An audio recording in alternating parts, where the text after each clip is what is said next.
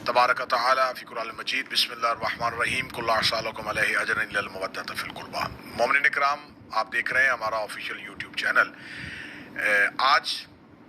हम जिस सिलसिले में आपकी खिदमत में हाज़िर हुए हैं, जैसा कि आप जानते हैं कि 8 शवालुल मुकर्रम पूरी दुनिया में यौम इन्हदाम जन्नतुल बकी के उन्वान के साथ जनाब सैयदा सल्लल्लाहु अलैहा और अहले बैत अलैहिमुस्सलाम से अकीदत और मोहब्बत रखने वाले जो हैं वो अपना एहतजाज रिकॉर्ड करवाते हैं। मदीना रसूल अकरम सल्लल्लाहु अलैहि वसल्लम ने सकूनत इख्तियार की जब हिजरत की और मक्का को छोड़ा, अपने आबाई वतन को छोड़ा और मदीना आए। मदीना को सरकार रिसालत माब सल्लल्लाहु अलैहि वसल्लम ने पहली इस्लामी फलाही रियासत के तौर पे एक माशरे की तश्कील दी। ये वही मदीना था जिसे अमन की जगह करार दिया गया। ये वही मदीना था जिसे रसूल ने अपने दौर में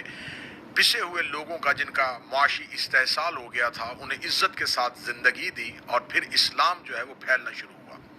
यही मदीना तो रसूल था जहाँ रिसालत माब सल्लल्लाहु अलैहि वसल्लम अपनी अहले बैत, अपने खानवादा, अपने ख़ानदान के साथ ज़िंदगी गुजार रहे थे। बाद अज़ रसूल अहले बैत अलैहिमुस्सलाम पर, रसूल के खानवादा पर, रसूल के ख़ानदान पर एक बहुत बड़ी मुसीबत ढाई गई। जनाब सैयदा सल्लल्लाहु अलैहा की मज़लूमियत, इमाम हसन अलैहिस्सलाम की शहादत, अमीर अल मोमिनीन अलैहिस्सलाम की शहादत, ये सारे वो उन्वान हैं जो रिसालत माब सल्लल्लाहु अलैहि वसल्लम की ज़िंदगी के बाद हमें देखने को मिलते हैं।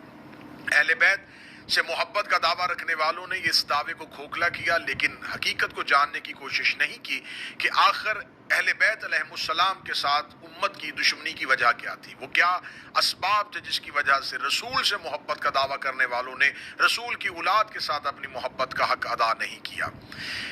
इस्लाम तो फैल गया, कलमा तो पढ़ लिया गया, दीन इस्लाम पर कारबंद तो हो गए, नमाज तो रसूल से सीख ली, अल्लाह की अताअत तो करनी शुरू कर दी, लेकिन अफसोस सद अफसोस कि रसूल अकरम सल्लल्लाहु अलैहि वसल्लम ने बहुक्म कुरान जिस अहले बैत से मवद्दत का हुक्म दिया था, जिस कुर्बा से मवद्दत का हुक्म दिया था, उसका हक अदा नहीं हो सका। यही वजह है कि मदीना तो रसूल में, रोज़ा रसूल के पहलू में वो एक तारीखी कब्रिस्तान जो इस्लाम से पहले बकीय गरकत के नाम से मशहूर था, लेकिन रिसालत माब के, खानवादा के, उन शख्सियात के मदफन होने के बाद यही बकी जन्नत हो गया। जन्नतुल बकी को मुस्मार कर दिया गया, जन्नतुल बकी को मुनहदम कर दिया गया। ये कब हुआ? जब 1220 में 3 साल तक का मदीने का मुहासरा हुआ और 1220 में इस मुहासरे में कबूरे आइमा अलैहिमुस्सलाम, कबूर अहले बैत, कबूर अज़वाज नबी, कबूर सहाबे पैगम्बर, इनको मुनहदम कर दिया गया। लेकिन फिर 1227 को जब दोबारा उस्मानी सल्तनत यहाँ पर काबज़ हुए और उनके 30वें अमीर महमूद दोवम ने यहाँ पर आके जन्नतुल बकी की तामीर का दोबारा आगाज़ किया और 1234 में फिर ये 1220 में जिनको मुनहदम कर दिया गया था, 1234 में उन कब्रों को दोबारा तामीर किया गया। लेकिन फिर ऐसा हुआ कि यही सिलसिला आगे बढ़ता बढ़ता जब आगे गया तो फिर 1344 8 शवालुल मुकर्रम 21 अप्रैल 1925 को मुख्तलिफ मुफ्तियों और मोहम्मद बिन अब्दुल वहाब नजदी के फतवे के बाद कबूर आइमा, कबूर अहले बैत अलैहिमुस्सलाम को दोबारा मुनहदम कर दिया गया, उनको दोबारा मिस्मार कर दिया गया। एक ऐसा शरई फतवा की आड़, ऐसे ही वो फतवे थे जिन्होंने 61 हिजरी में कत्ल हुसैन को जायज़ करार दिया था। यही वो फतवे थे जिन्होंने यजीद की हुक्मरानी को साबित किया था। यही वो फतवे थे जिन्होंने खाना-ए काबा के गिलाफ को आग लगा दी थी। और यही वो फतवे थे जिन्होंने मदीना तो रसूल को, फिर उनकी हुर्मत को पामाल किया गया था। ऐसे ही फतवों ने फिर दोबारा जनाब सैयदा सल्लल्लाहु अलैहा, खानवाद अहले बैत, आइमा अरबा और रसूल की अज़वाज मुताहिरात की कब्रों को मुनहदम कर दिया गया। मेरा सवाल है उम्मत मुसलमान से, जैसा कि आज 2024 में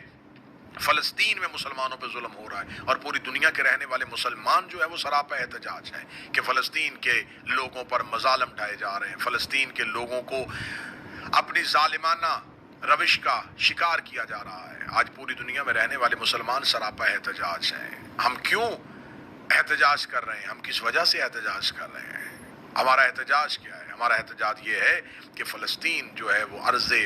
अंबिया है, वहाँ पर मस्जिद अक्सा है और यहूदी ये चाहते हैं, सेहूनी ये चाहते हैं कि उस मस्जिद अक्सा को गिरा दें। आज मस्जिद अक्सा को गिराने का खदशा तो एहतजाज करवा रहा है, लेकिन जिन कब्रों को गिरा दिया गया, جن کو منہدم کر دیا گیا۔ افسوس صد افسوس کہ جس سرزمین پر یہ کہہ کے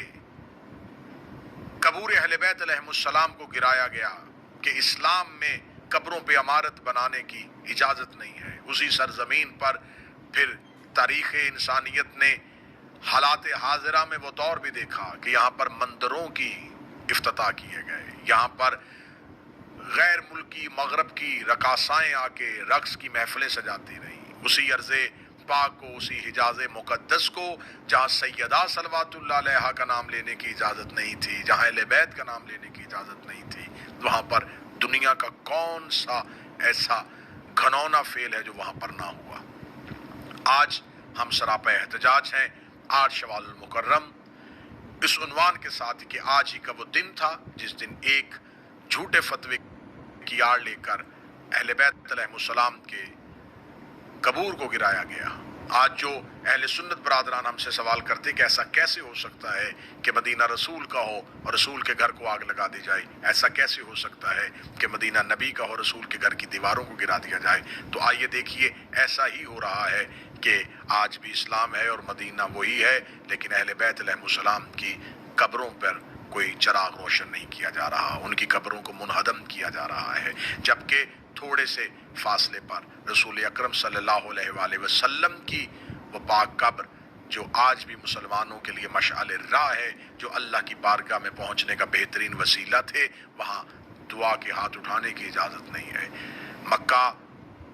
المکرمہ میں ابراہیم علیہ السلام کے قدموں کے نشان تو موجود ہیں، وہ پتھر تو موجود ہے، وہ تمام نشانیاں تو محفوظ رکھی ہوئی ہیں اور وہ رکھی جانی چاہیے، لیکن وہ لوگ،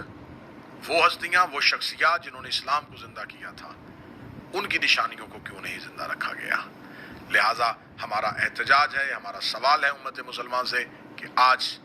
8 شوال کو ہم پوری دنیا سے یہ سوال کرتے ہیں کہ جناب سیدہ اہل بیت علیہ السلام کے قبور کو جو گرایا گیا اس کی وجہ کیا تھی؟ ان کو دوبارہ تعمیر کیا جائے، جنت البقیع کو دوبارہ تعمیر کیا جائے، روضہ سیدہ کو دوبارہ بنایا جائے، آئمہ کے روضوں کو دوبارہ بنایا جائے، اور صرف وہاں پر